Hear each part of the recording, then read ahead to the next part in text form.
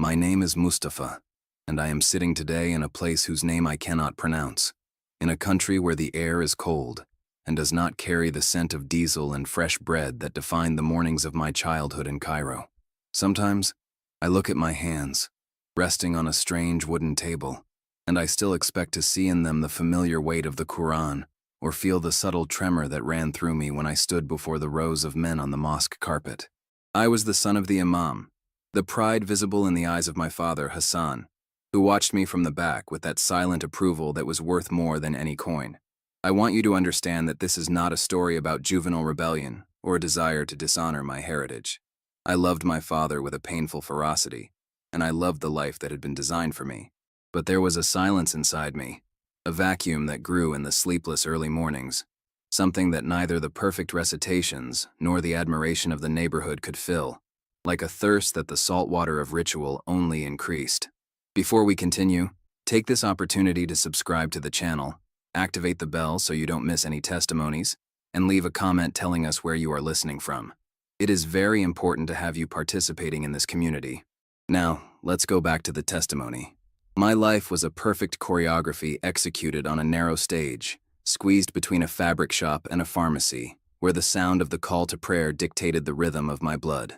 Since I was 7, I was not just a child. I was a project, an extension of my father's reputation, molded to be a leader, a scholar, an immaculate example. At 16, while other boys escaped to smoke or chase girls, I was hunched over hadiths, feeling the weight of my father's hand on my shoulder, a touch that was both an embrace and a shackle. I fasted, prayed, and followed every rule with surgical precision, but I began to notice that my devotion was not born of love, but of a paralyzing fear. It was a fear of failing, fear of hell, fear of seeing disappointment cloud my father's face. I was the good son, but inside, I felt like a hollow structure, a plaster facade about to crack under the pressure of a holiness I performed, but did not feel. The first real crack in that facade appeared during a Ramadan, when Cairo's heat seemed to melt both asphalt and tempers. There was a young man named Karim, someone the community tolerated until the moment he was seen breaking the fast. The speed with which smiles turned into contempt was terrifying. I saw men who had greeted him days before turn their backs. I saw my father use him as an example of decadence in the Friday sermon.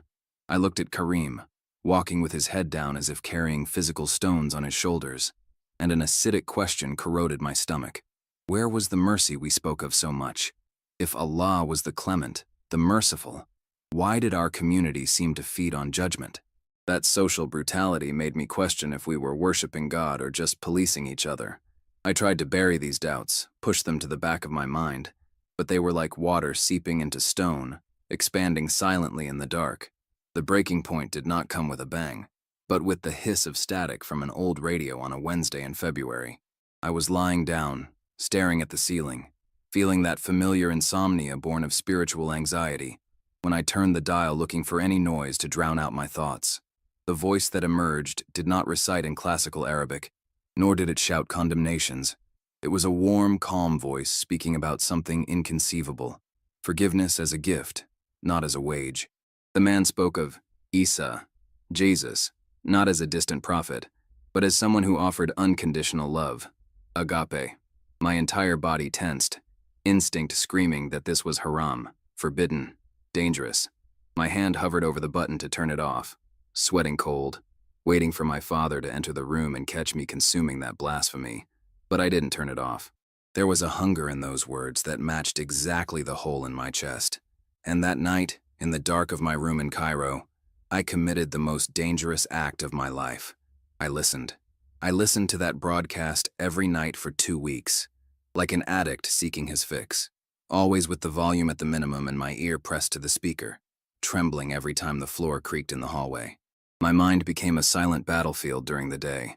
While I recited prayers in the mosque, the announcer's words about Jesus healing lepers and eating with sinners resonated in my head, challenging everything I was. I was told that Christian scriptures were corrupted, but why did those words have a power that cut through the air and reached the bone? Why did I feel for the first time that God was not waiting with a whip, but with open arms? I knew I was walking on the edge of an abyss, but curiosity had transformed into a physical desperation to know the truth. I knew what I had to do.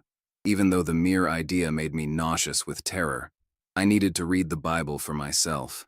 In my neighborhood, being who I was, that was impossible. I couldn't simply walk into a bookstore. I had to plan it like a covert operation. One Friday afternoon, taking advantage of the fact that my father would be busy for hours at the mosque, I took a bus to a distant neighborhood where I knew there was a small Coptic church. I felt like a criminal crossing that threshold, the smell of stale incense and old wood hitting my face. An old man looked at me, and before I could invent an excuse, I simply asked him for a Bible in Arabic with a cracking voice. He asked no questions, just handed me a small paperback book and said, "May God bless you on your journey." I left there with the book burning in my backpack, feeling like I was carrying a time bomb strapped to my body. I couldn't take that book to my room. The risk of my mother finding it while cleaning was too high. I found my refuge in a small, dusty storage room in the basement of our building, among boxes of old furniture and yellowed newspapers. That first night, crouched on the cold cement floor, illuminating the pages with the dim light of my phone, I opened the Gospel of John. I read, "In the beginning was the Word, and the Word was with God, and the Word was God." I stopped breathing. That was shirk, the supreme blasphemy of associating partners with Allah.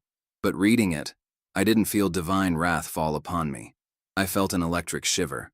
What if God had become flesh? What if the infinite distance I always felt between the Creator and myself had been closed not by my effort, but by His arrival? For 3 months, that storage room became my true mosque. I devoured the stories under the bluish light of the cell phone, my heart hammering against my ribs at every noise from the street. I read about the woman caught in adultery and how Jesus challenged those who wanted to stone her. I immediately thought of Karim and how my community had destroyed him without mercy. I saw the brutal difference. We had the law and judgment. This Jesus offered a mercy that disarmed me. I read how he forgave those who nailed him to the cross, and for the first time in my life, I wept over a sacred text. They were not tears of fear of hell. They were tears of someone realizing they have been hungry all their life and have just found bread. Islam was crumbling inside me, not out of hate, but because I had found something superior: love. The final decision happened on a night in April, reading the book of Romans, chapter 10, verse 9. If you confess with your mouth the Lord Jesus, and believe in your heart that God has raised him from the dead, you will be saved. It was simple, direct, and terrifying. There, sitting in that stuffy storage room, surrounded by shadows and dust, I realized I could no longer debate intellectually. I needed to choose.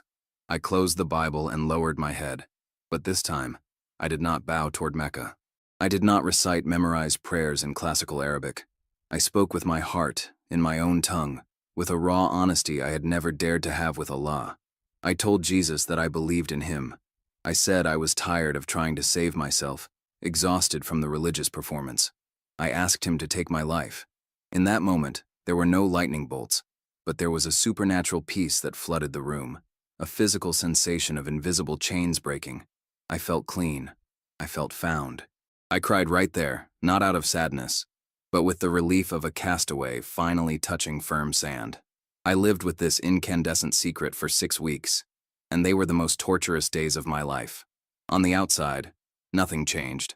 I continued to be the Imam's exemplary son, leading the youth's prayers, studying alongside my father.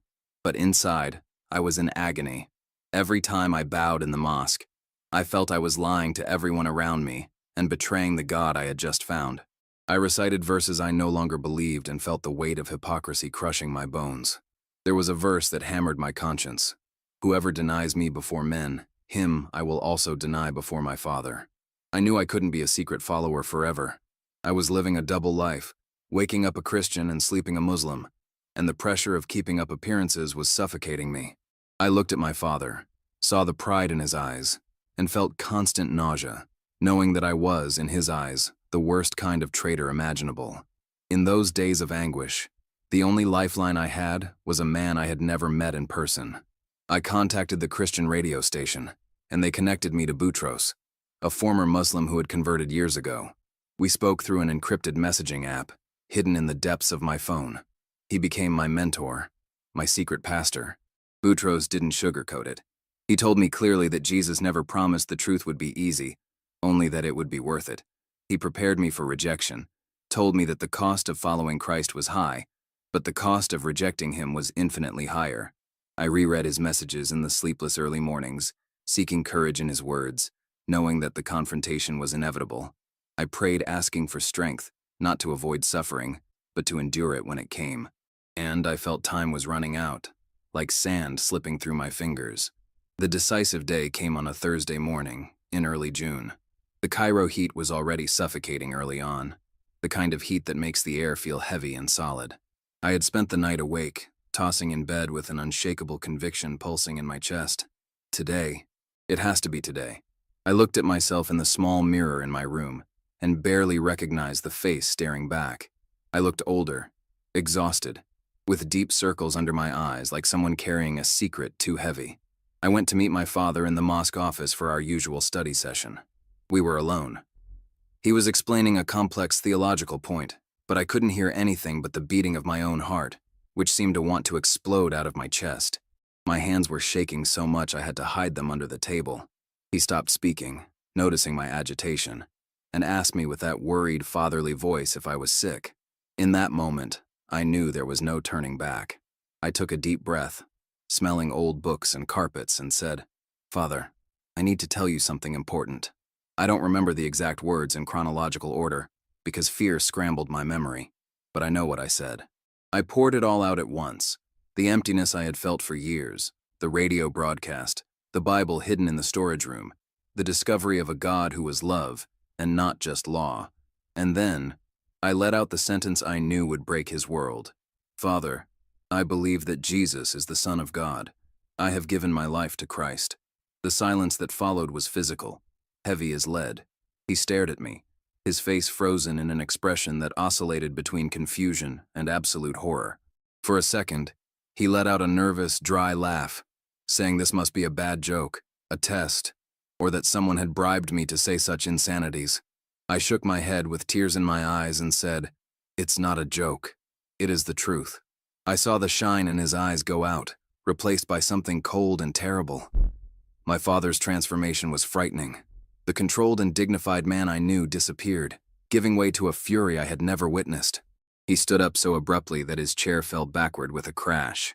He began to pace the small office, hands clutching his own head, shouting questions that didn't expect answers. He asked if I had lost my mind, if I knew I was choosing hell over paradise, if I had any idea of the shame I was bringing to our name. He shouted that I had been deceived, that the devil had entered my mind, that I was a naive fool. I tried to explain, tried to speak about the peace I felt, but he wouldn't let me speak. Every time I opened my mouth, he shouted louder, drowning out my voice with his, refusing to hear the blasphemy coming from his own son's mouth. When I finally stopped trying to argue and stood in silence, crying, he stopped pacing and looked at me with a contempt that hurt more than any physical blow. He said, with a voice trembling with rage, that he didn't know me anymore. He said the son he was proud of didn't exist, that I was a stranger, a hypocrite who lived under his roof eating his food while betraying everything he stood for. He ordered me to get out, go home and wait, because he needed to pray and decide what to do with me. As I walked toward the door on shaky legs, he said the last thing, the phrase that echoed in my head the whole way back. "You just killed your mother." I left the mosque feeling like I was walking in a nightmare, with the Cairo sun burning my skin, but feeling a deadly cold inside. I returned home in a state of shock, sat on my bed, and waited. My father arrived 3 hours later, and the sound of his footsteps on the stairs sounded like the sound of a verdict. I heard him speak to my mother in the living room, and then I heard her scream, a broken, sharp sound of pure pain. Within minutes, the apartment became awake. My mother appeared at my bedroom door, covering her mouth with her hand, eyes overflowing with tears, and collapsed right there. My brothers looked at me with a mixture of confusion and fear. Soon, the extended family began to arrive. Uncles, cousins, grandmother. The news spread like a virus. Everyone came to confront me, to shout, to beg me to recant. The living room turned into a chaotic court, with people shouting that I was possessed, others crying at my feet, and my father sitting in the corner, in silence, like a man who has just lost everything. The night dragged on like slow torture. As the crowd thinned, only the older men remained, my uncles and my father. locked in the living room discussing my fate as if I were a logistical problem to be solved. I could hear their muffled voices through the thin wall of my room, a furious hum of terrible options. One uncle insisted I needed to be taken to a sheikh for an exorcism, convinced that only jinns could explain such madness. Another suggested psychiatric commitment, but it was my father's voice, cutting the air with a lethal coldness that froze my blood. He reminded everyone that the traditional punishment for apostasy in Islam is death, and although he could not raise a hand against his own blood, he would not guarantee my safety if the news spread to the radicals in the neighborhood. I sat on the bed, hugging my knees, realizing that the house where I learned to walk and talk had become, in a matter of hours, the most dangerous place in the world for me. I did not yield, not because I was brave, but because the truth I found was the only solid thing I had left. Near midnight, my bedroom door opened and my father entered. He seemed to have aged a decade since the morning. There was no more shouting, just an exhausted and broken silence. He sat on the wooden chair, not looking me in the eyes, and with a hollow voice gave me the final ultimatum. He said he gave me life, educated me, placed all his hopes in me, and that I had repaid with the supreme betrayal. The choice was binary and brutal. I could renounce that madness, return to Islam and continue being his son, or I could persist on this path and lose everything: family, inheritance, roof, and name. "If you walk out that door as a Christian," he whispered, his voice breaking, "you are dead to me. It will be better for the family to say you died than to admit what you have become." I looked at that man I loved desperately, and with tears streaming down said I was sorry for his pain, but I could not deny Jesus. He stood up, rigid as a stone, and said, "Then leave. You have until dawn." I spent my last hours in that room packing a whole life into an old-school backpack. What do you take when you know you're never coming back? I put in some clothes, my documents, the little money I had saved, and of course the Bible that had caused that whole earthquake. I looked at the shelves with the Islamic books I had studied for years, at the prayer rug where my knees had marked the fabric, at the Quran memorization certificate on the wall. All that was me, or who I used to be. I lay on the bed at 3 in the morning, not to sleep, but to memorize the ceiling of my room, the sound of traffic outside, the smell of the house. I prayed to Jesus there, in the dark, asking for protection, but mostly asking him to take care of the family I was about to abandon. The cost of discipleship, which I had read about in scriptures, now had a physical weight, a sharp pain in the chest that made it hard to breathe. When the first gray light of dawn touched the window, I heard my father's alarm clock ring in the next room. I heard his heavy footsteps going for the ritual washing, completely ignoring my bedroom door. It was the beginning of my erasure. I grabbed my backpack and left. In the kitchen, I found my mother with her back turned, motionless. She knew. When she turned, I saw her face swollen from crying. I wanted to hug her, wanted to ask for forgiveness, but I knew any touch would only increase the agony. I whispered a strangled, "I love you." She just covered her face with her hands and sobbed, turning to the wall. I went down the stairs of the building like a ghost, stepping out onto the street at the exact moment the muezzin's voice, the voice that could be my father's soon, broke the morning silence, summoning the faithful. I was alone on the sidewalk, homeless, fatherless, without a destination, with only the clothes on my back and a faith that had cost me the entire world. I took my phone and sent a message to Boutros. It happened. I'm on the street. The bus ride across Cairo that morning was the longest crossing of my life. As the vehicle rattled in chaotic traffic, I looked out the dirty window and saw the silhouette of my neighborhood mosque shrinking until it disappeared. I tried to imagine what was happening inside. My father leading the dawn prayer, his voice perhaps trembling imperceptibly, or perhaps more frighteningly, firm as ever, having compartmentalized the loss of his son somewhere dark in his mind. I was a fugitive in my own city. Every face passing on the street seemed to judge me. I wondered how long it would take for my name to become a cautionary tale whispered by mothers to scare children. I had ceased to be the spiritual heir of a proud community to become a pariah, a dead man walking among the living. Sitting on that torn vinyl seat, I clutched my backpack to my chest, the only physical anchor remaining in a world that had suddenly become liquid and uncertain. I followed Boutros's instructions to a simple building in a neighborhood on the other side of town, far from anyone who might recognize Imam Hassan's son. When I knocked on the door, a middle-aged woman named Mariam answered. I didn't need to say anything. My face must have been a map of devastation, because she pulled me inside as if I were a long-lost nephew. The apartment smelled of tea and safety. Mariam and her husband, Ahmed, were part of the underground network of believers, both former Muslims carrying their own scars of rejection. They didn't ask for sordid details. They just gave me food. I realized I hadn't eaten in 24 hours, and a place to sit. For the first time that day, the fear of being physically assaulted diminished, replaced by an exhaustion that seemed to penetrate the marrow of my bones. I was safe, but safety felt strange, like a coat that doesn't fit right. That first night on Mariam's living room sofa was brutal. The silence of the unfamiliar apartment was deafening. When I heard the adhan, the call to prayer, echoing from a distant mosque, my body reacted by instinct, wanting to prepare for the ritual, before the reality of my new identity hit me again. I cried until I had no more tears. It was a strange and complex grief. I wasn't crying for having found the truth. Jesus was the only light in my darkness, but I was grieving the death of my previous life. I cried for my mother, imagining her in the empty kitchen. I cried for my father, knowing his honor was stained because of me. The Bible says that whoever loses his life for Christ's sake will find it, but no one warns you how much the process of losing hurts. I felt amputated, free from chains, yes, but bleeding where they used to be attached. I spent 3 weeks hiding in that apartment. They were days of a dizzying duality.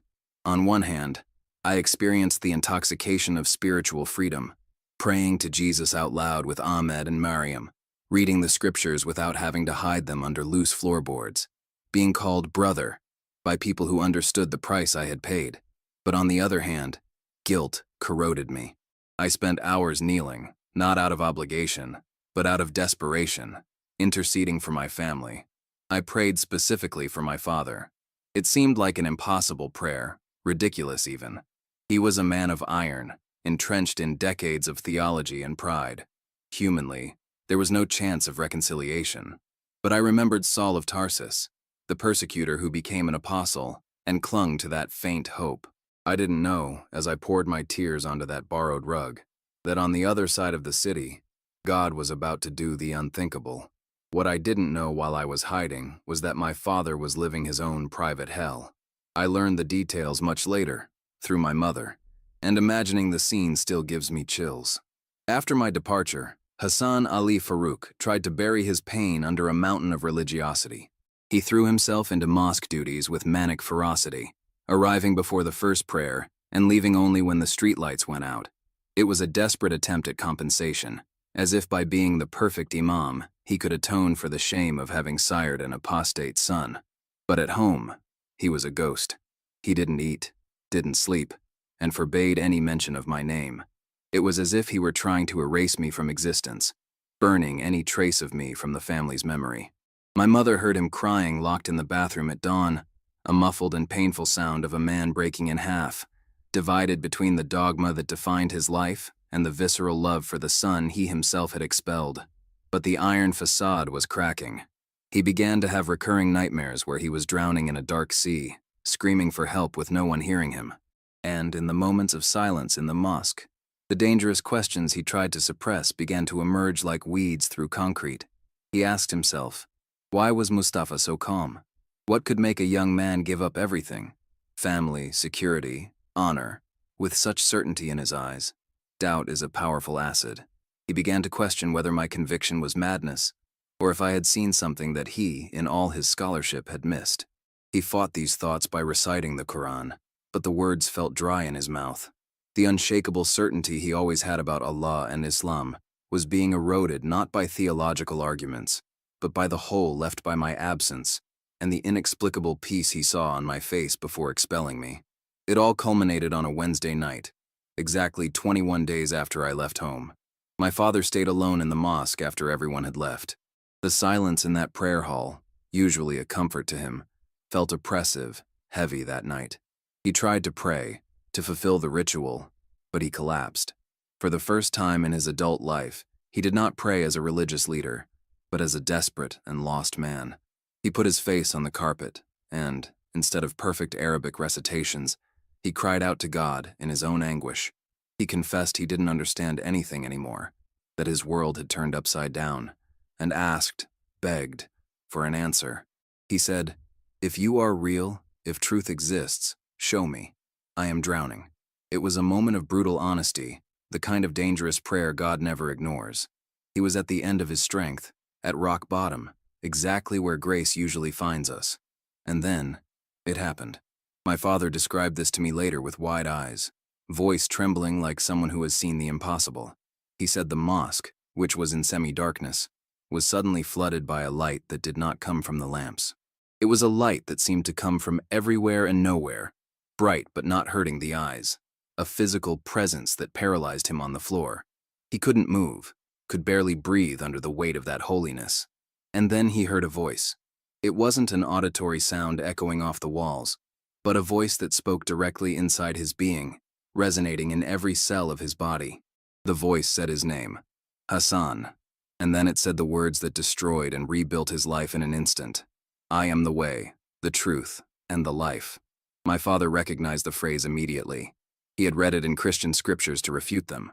But hearing that, in that moment, from that presence, left no room for doubt. It wasn't the angel Gabriel. It wasn't an abstract revelation. It was Jesus. The light dissipated as mysteriously as it appeared, leaving my father alone in the gloom of the mosque, cold sweat sticking his clothes to his body and his heart beating erratically like a war drum.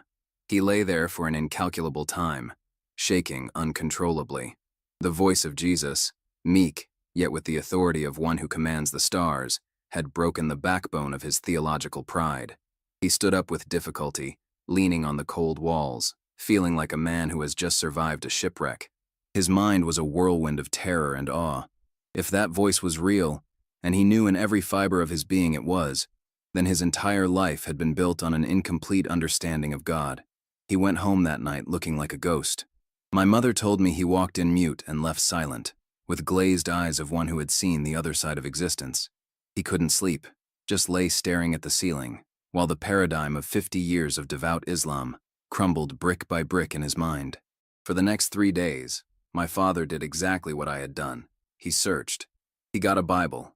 The divine irony of this never ceases to make me smile, and locked himself in the mosque office, not to prepare sermons, but to devour the words of the one who had spoken to him. He read the Gospels with the hunger of a dying man. The breaking point happened when he read the narrative of the crucifixion. He saw Jesus hanging on the wood, bleeding and suffocating, say, "Father, forgive them, for they do not know what they do." That shattered him.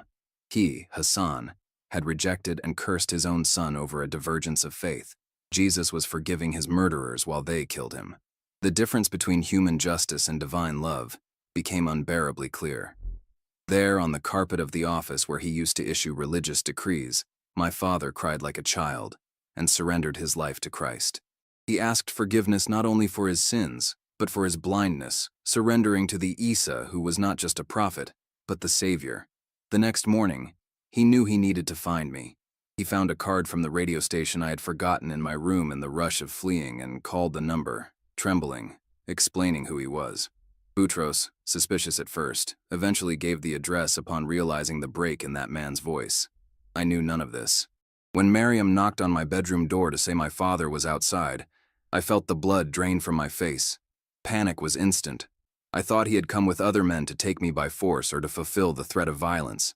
I went to the door expecting shouts and clenched fists, but when I opened it, I saw a man I barely recognized. Shoulders slumped, face marked by fresh tears, gaze devoid of any arrogance. He didn't look like the powerful Imam. He looked like an exhausted pilgrim who had walked through a desert. We stared at each other in silence for an eternal moment, fear and hope colliding in the air between us. Then he spoke, and his voice was a hoarse whisper I will never forget. "Son, I found him. Or rather, he found me. He told me about the light, the voice, the reading, the surrender." I stood paralyzed, trying to process if this was a dream or a cruel hallucination, but the tears in his eyes were too real. When it sank in, I collapsed. We hugged in the doorway of that strange apartment, 2 grown men crying convulsively. The father who had expelled the son and the son who had prayed for the father, united now by a bond that transcended blood, the blood of Christ. We went inside and prayed together. Not the ritualistic, choreographed prayer, but a raw conversation full of sobs with the living God. In that moment, I realized the greatest miracle wasn't the light in the mosque, but my father's heart of stone turning into flesh. We were together again, but now, we both knew we were in mortal danger. The following week was a blur of clandestine meetings and terrifying joy. My father came to see me almost every day, lying to everyone about his whereabouts so we could read the Bible together. It was surreal to see Imam Hassan, the man who memorized the Quran, hunched over the letter to the Romans with hungry eyes, asking about grace and justification. But there was an elephant in the room: my mother. He told me she had noticed the change in him. The volcanic anger had disappeared, replaced by a thoughtful quietness that left her confused and anxious. After much prayer, he decided he couldn't hide the truth from the woman he had shared his life with for 30 years. The night he decided to tell her, I stayed awake in Miriam's apartment, stomach churning, waiting for the phone to ring, fearing she would denounce him or the family would break apart for good. When he called, his voice was choked up. My mother hadn't screamed. She just listened in silence, and then confessed something that left us stunned. She was also having dreams. Dreams of a light and someone calling her name. The Holy Spirit was surrounding our family on all sides. 2 days later, my father brought her to see me.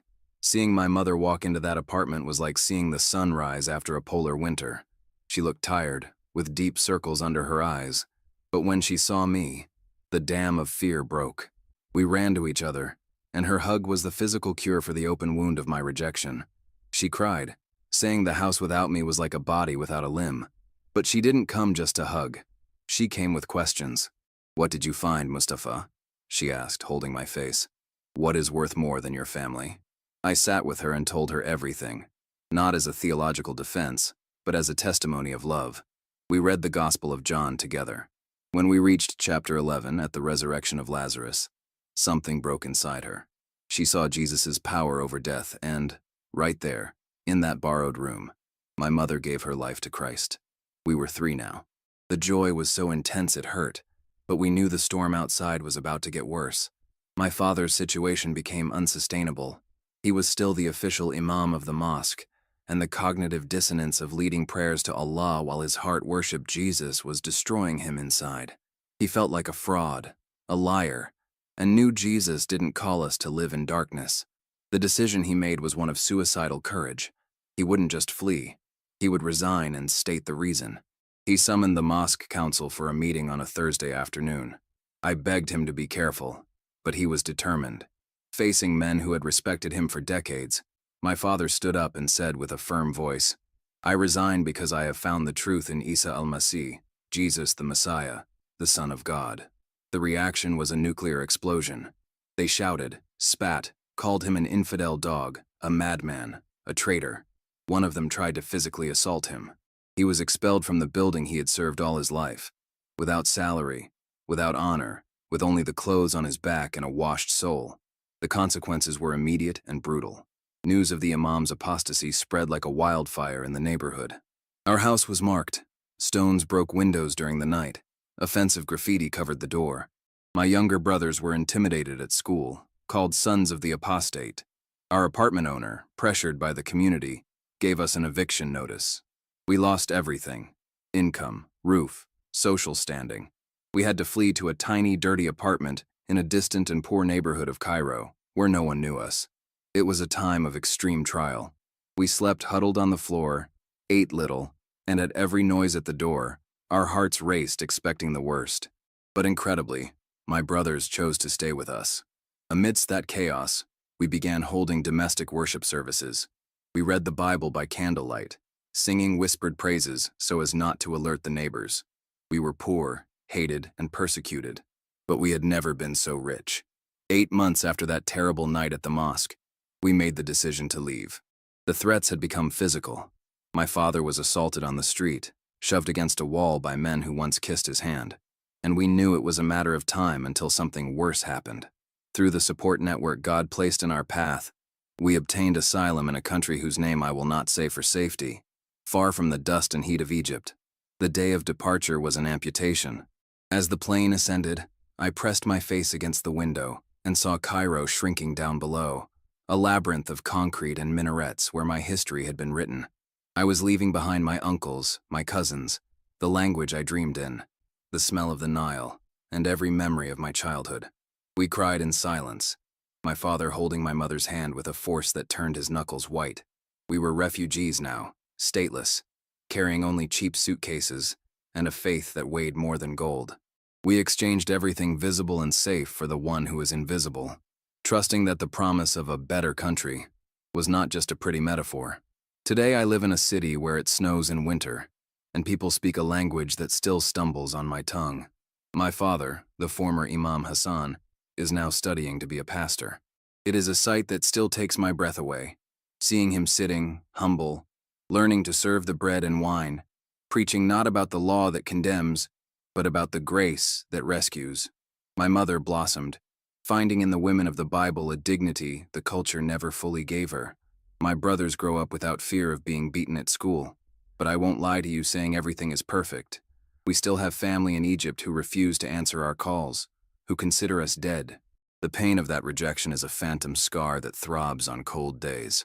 Sometimes I wake up scared, thinking I am still in that storage room hiding the Bible or waiting for my father's shout. But then I remember I am free. Freedom has a high cost, yes, but the slavery of the soul cost much more. I am often asked if I would do it all again, if, knowing I would lose my home, my honor, my comfort, and my history, I would still choose to turn on that radio on that sleepless night. The answer is a yes that screams in every fiber of my being. I know what it is to be the perfect sun on the outside and a whitewashed tomb on the inside. I know what it is to recite prayers to a bronze sky, hoping to appease a distant God. And I know what it is to be loved, not for what I do, not for my performance, but for who I am in Him. I traded the approval of men for intimacy with God.